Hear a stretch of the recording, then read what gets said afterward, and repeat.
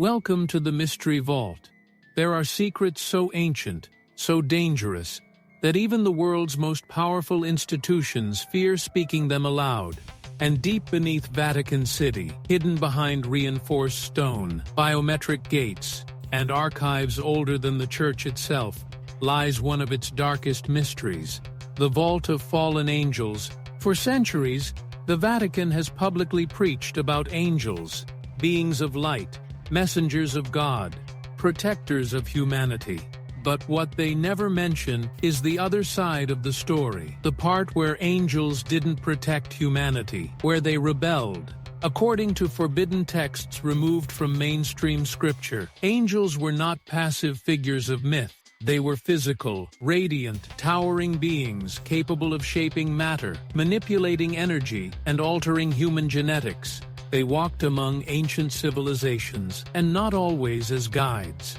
Some of them, known in the oldest scrolls as the Watchers, descended not to serve, but to rule. They took control of kingdoms, taught forbidden sciences, and passed down weapons crafted from metals not found on this world. These were the beings later demonized as the fallen, cast out not just from heaven, but from history itself. Yet their traces remain. In 1947, when the Dead Sea Scrolls were discovered, researchers uncovered fragmentary writings describing angels with faces of fire, wings of living metal, and voices that made mountains tremble. The Vatican immediately claimed custody of several scrolls, under the justification of preserving the spiritual integrity of the findings. Most of those documents were never seen again. But whispers persist among scholars and insiders. They claim the Vatican did not hide these texts because they were too sacred, but because they were too accurate. Records allegedly stored in the vault describe entire categories of non-human intelligences once in direct contact with ancient humanity. The Seraphim, beings of plasma-like fire. The Ophanim, entities described as living wheels of metallic light. And the Nephilim, hybrids resulting from forbidden unions between heavenly beings and human women.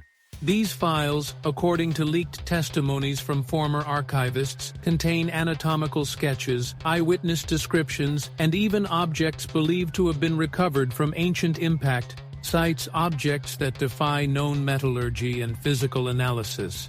Some Vatican insiders reportedly call these relics the bones of the gods. Even more unsettling are the claims that the vault documents modern encounters, events involving radiant entities appearing during global crises, war zones, and astronomical anomalies. Events that the Church refers to as manifestations of the luminous ones. But all of it, every page, every artifact, every forbidden revelation remains locked away beneath a city-state built on secrecy. And the most chilling part, some believe the Vatican isn't just hiding evidence of fallen angels, they believe the Church is preparing for their return.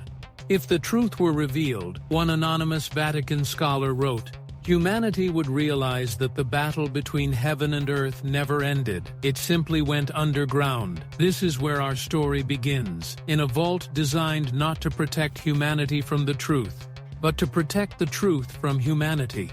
And the deeper we go, the more we'll discover why these files were never meant to be opened. For centuries, the Vatican has been more than a religious institution. It has acted as a global information filter, deciding what parts of ancient truth reach humanity, and what gets buried beneath marble floors and centuries of silence. The Vault of Fallen Angels is not merely a room.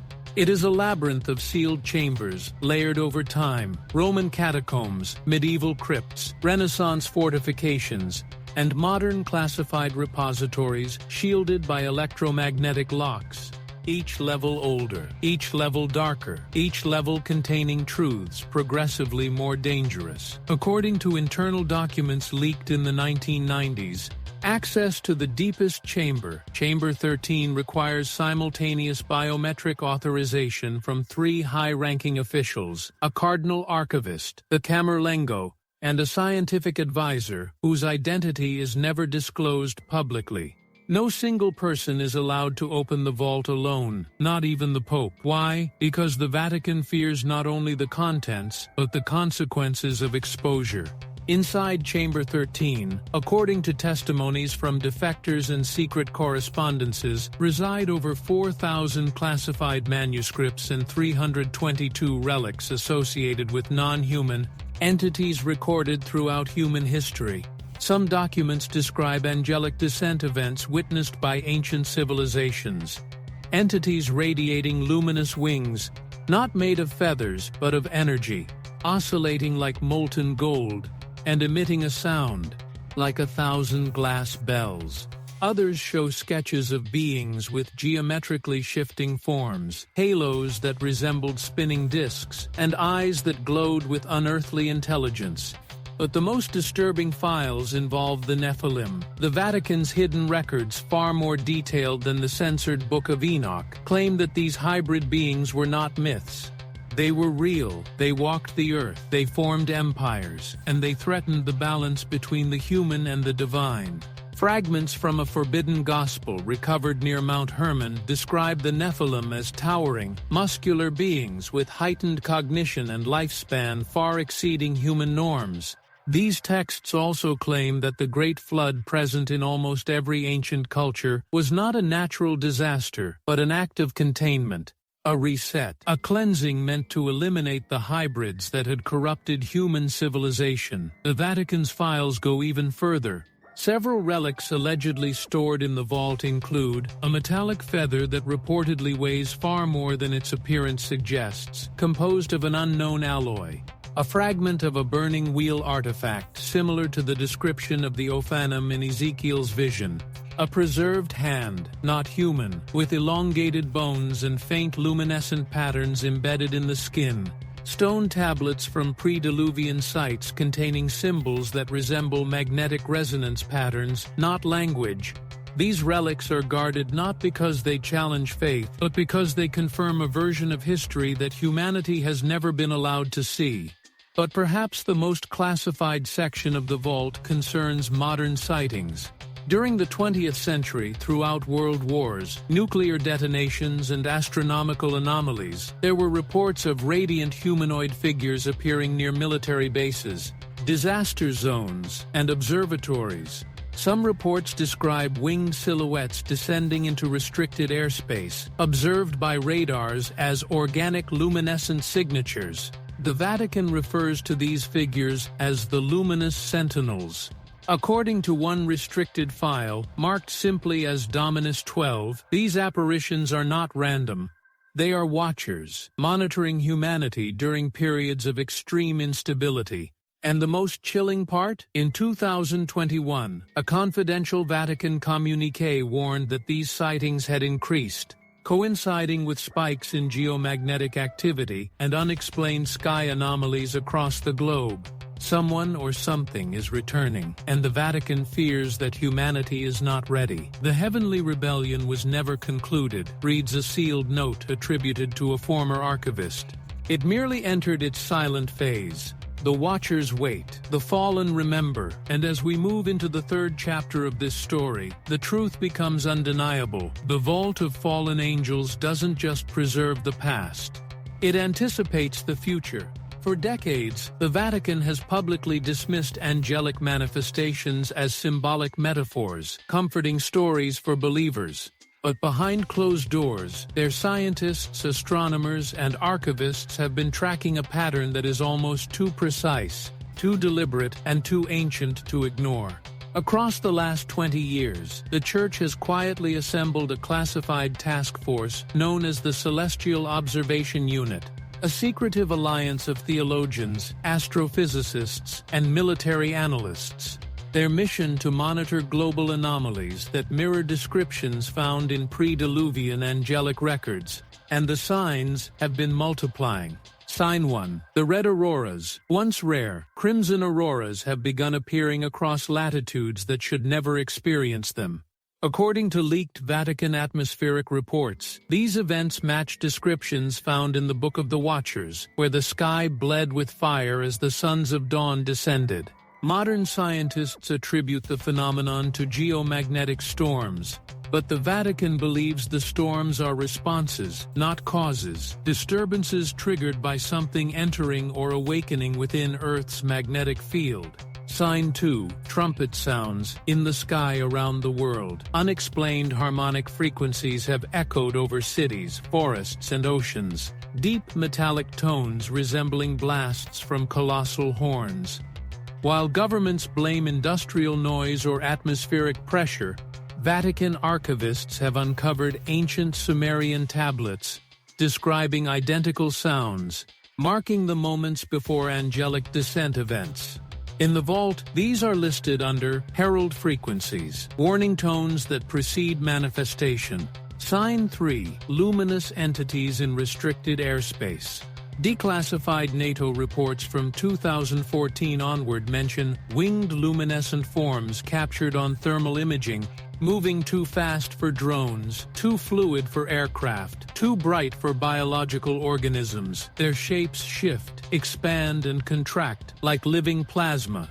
These sightings align disturbingly well with ancient descriptions of the seraphim, who were said to appear as beings of living flame. Sign 4. Astronomical anomalies near key constellations. For years, astronomers associated with the Vatican Observatory have documented unexplained fluctuations near the star systems linked to angelic lore, Orion, Cygnus, and Vega. These anomalies include gravitational pulses, bursts of non-random electromagnetic patterns, and dark objects moving against stellar drift. Some believe these are signals. Others believe they are approach vectors. Sign 5. The scribes of the sky. All around the world, pilots have reported strange symbols appearing briefly within storm formations, geometric shapes of light that resemble the angelic sigils found in the vault manuscripts. These symbols vanish within seconds, as if projected by an invisible hand. The Vatican's private interpretation is unsettling. They are marking the sky as territory. Why now? Why after thousands of years?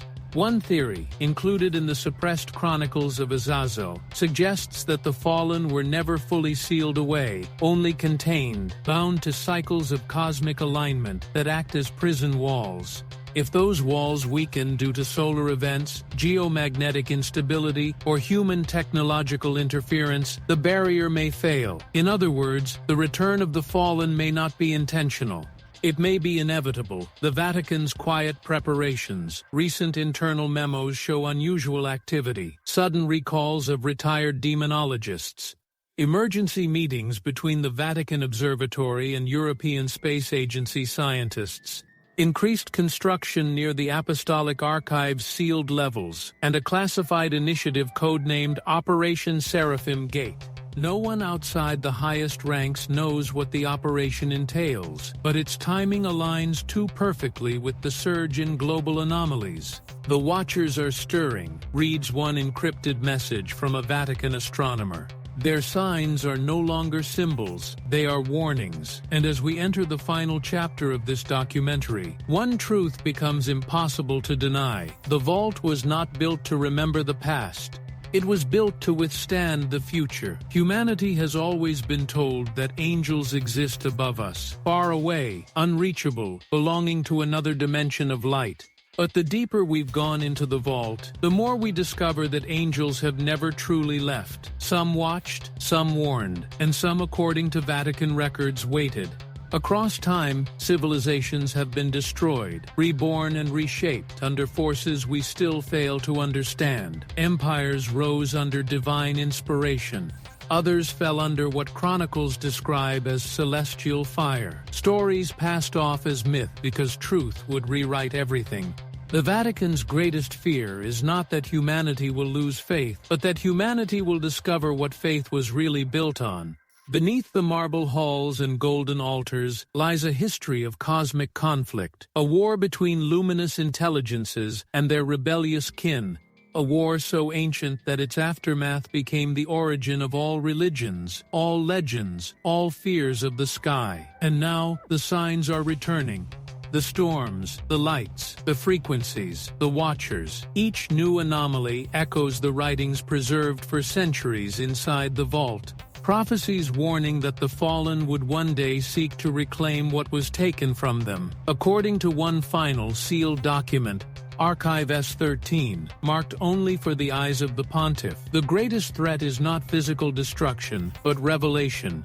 The moment humanity understands that angels were never metaphors, never symbolic, never distant, they were here, intertwined with human evolution, human wars, human destiny. The true fear is not their arrival, but the awakening of memory, because if the fallen return, they will not come as shadows or whispers. They will come as beings of light, indistinguishable from gods, and humanity, unprepared and uninformed, will follow them, willingly. This is why the vault exists, not as a tomb of forbidden knowledge, but as a barricade between humanity and the past it cannot comprehend. But secrets cannot stay buried forever. The anomalies are rising, the watchers are stirring, and the files hidden beneath Vatican stone grow warmer with each new celestial event. Maybe the Vatican knows what is coming, maybe they fear it, maybe they expect it, but one truth remains undeniable. The greatest revelation in human history may not come from the heavens, but from beneath the earth, from a vault built to contain angels, and the fallen who refuse to remain sealed. When the sky burns red and the frequencies return, reads the final line of Archive S13, the children of fire will descend again. And when they do, we may realize that the end was never a prophecy, it was a countdown. If these revelations shook you, imagine what still lies hidden. Subscribe to the Mystery Vault and uncover the secrets the world was never meant to see.